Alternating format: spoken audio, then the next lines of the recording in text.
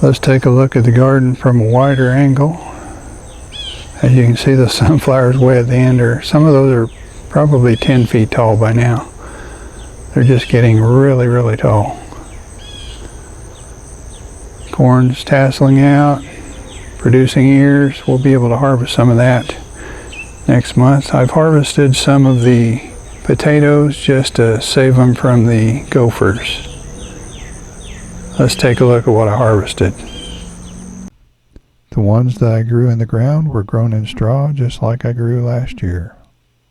I didn't harvest all of the ones that were in the ground, but I harvested a good portion of them. As you can see, harvesting is a lot easier when you grow potatoes in straw, and the potatoes are pretty clean when you get them. Most of what I was harvesting was Yukon Gold and Kennebec. I also harvested some of the red Pontiac potatoes and found lots of evidence of gophers tunneling in that area. Over in the grow bags, I noticed that one of the grow bags with the purple Majesty potatoes was starting to die back, so I decided to harvest that one too. I grew some purple potatoes in the ground last year and I had very bad luck with them, and they didn't do well at all. I grew these in a 10-gallon grow bag, and even though they weren't anything to brag about, they were much better than the ones that I grew in the ground, so I was happy with them. Here's a look at the potatoes that I got out of that one grow bag, and just for the fun of it, I'm going to cut into one so you can see what they look like on the inside. As you can see, they're real bright purple. Because of their purple color, purple potatoes have more antioxidants than yellow or white potatoes. Here's a look at the Yukon Gold and Kennebec potatoes that I harvested out of the ground, and it wasn't a bad haul considering everything. And then right next to those are a few red Pontiac potatoes and the purple potatoes that I got out of the grow bag. We still have 5 grow bags left with potatoes in them, but let's get back to the garden tour. Some of the flowers are struggling in the heat. It was 106 degrees yesterday, and we've got 100 or over in the forecast for the next week or so at least. The sweet potatoes swallowed up the bale. As you can see, the vines are going out in front of the bale. And to keep the weeds in check until those sweet potato vines spread out, I put grass clippings down. Then once the sweet potato vines spread out, they kind of help control the weeds. As you can see, this one's really thick over here.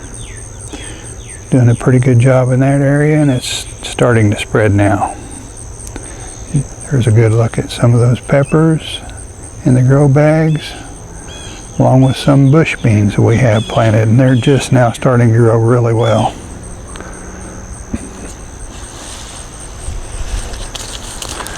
The bush beans I planted here are struggling a little bit in the heat, but that's kind of to be expected, I think. This cucumber here is just now starting to set on some cucumbers. Got a couple down here at the bottom, and it's growing a little bit. Those skunk beans are struggling a little bit. Those beans were grown by Native Americans, and anything that was grown by the indigenous people I think is a good choice to give a try to, because they're well tested. Long beans.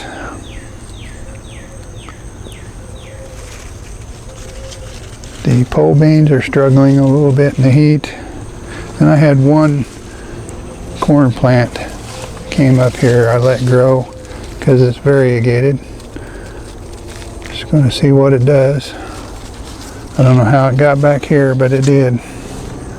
We're getting a few pole beans showing here and there. Know some rattlesnake pole beans, and I don't remember which one this is, and I'm not going to go down and look at the tag right now. But this one's an easy one to tell. This is a Monte Gusto. It's got quite a few beans starting to set on. And this one I think is Cobra. So we're going to have to do some bean picking here very soon, I think.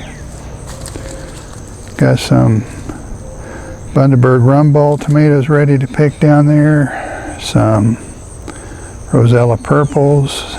Got quite a few, but aren't ready to pick.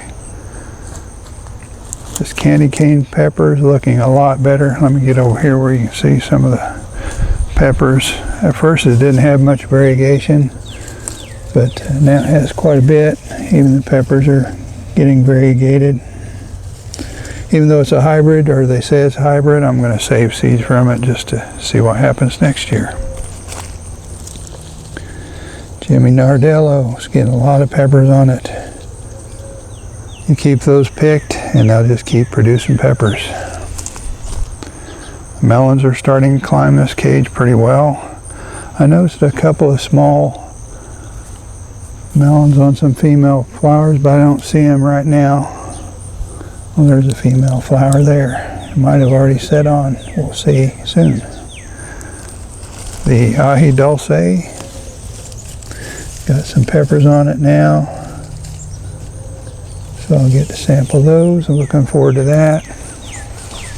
Have some Pepper Project peppers in these little stackable pots, and we're actually getting some peppers on them now.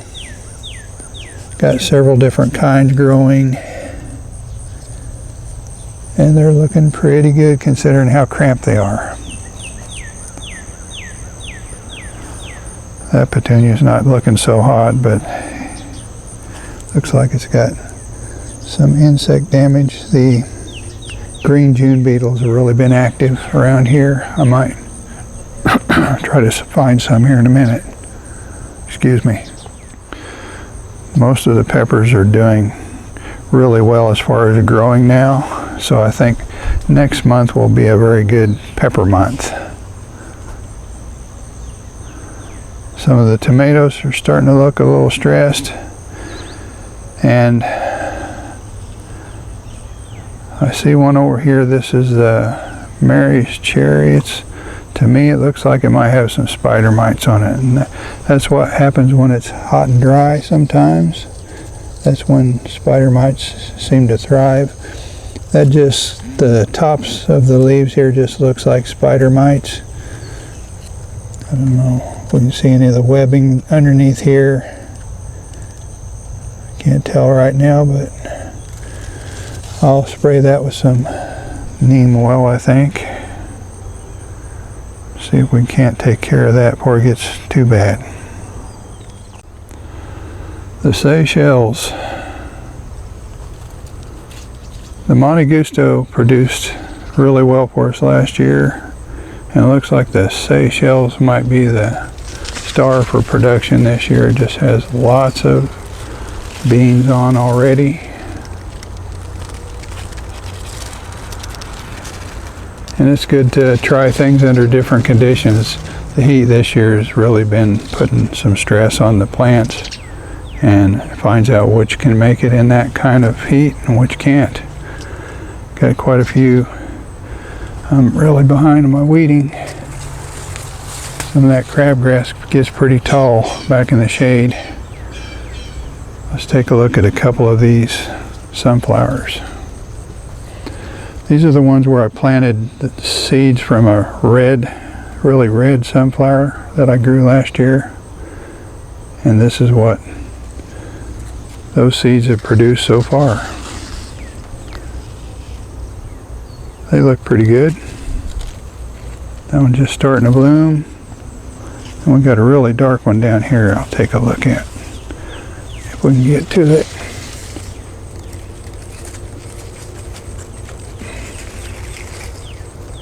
I think you can see it. And you can see poop on that sunflower leaf.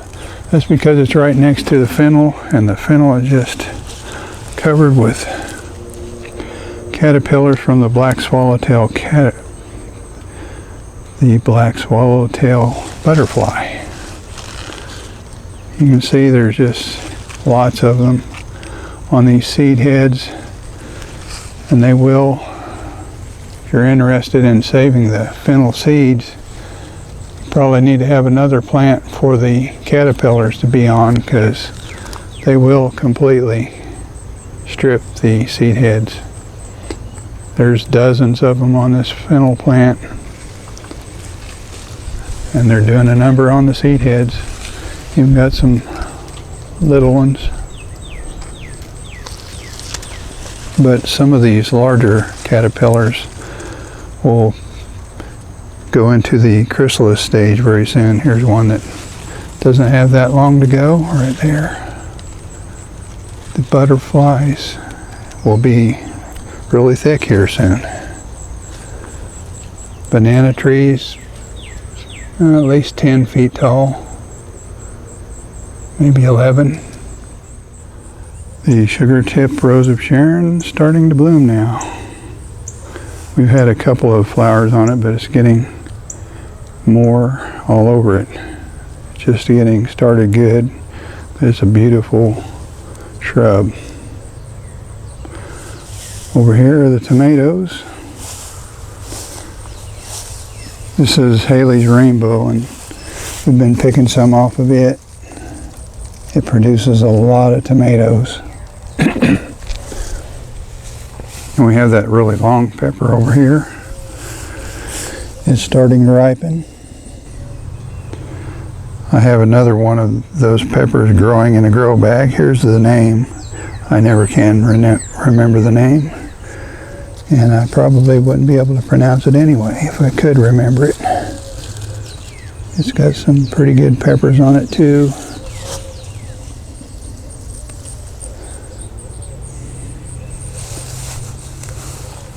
Let's go over and look at the Shimo furry. As you can see, it's loaded with tomatoes. And I need to get in here and do some picking today. I see a couple that have split, a couple with insect damage, but there's still a lot of good ones in there. So we'll get some of those picked today. I just found this Rosella purple. It's probably a day or two early, but I went ahead and picked it, and I'll let it finish ripening on the counter. There's a look at some tomatoes that I picked this morning. We've got some Shimo Furry, some Haley's Rainbow, some Banana Toes, and that one Rosella Purple. And a couple of peppers, Albino Bullnose. That's about all I have to show you today. If you're just now finding this channel and you haven't subscribed yet, please subscribe. Thanks for watching. We'll see you next time.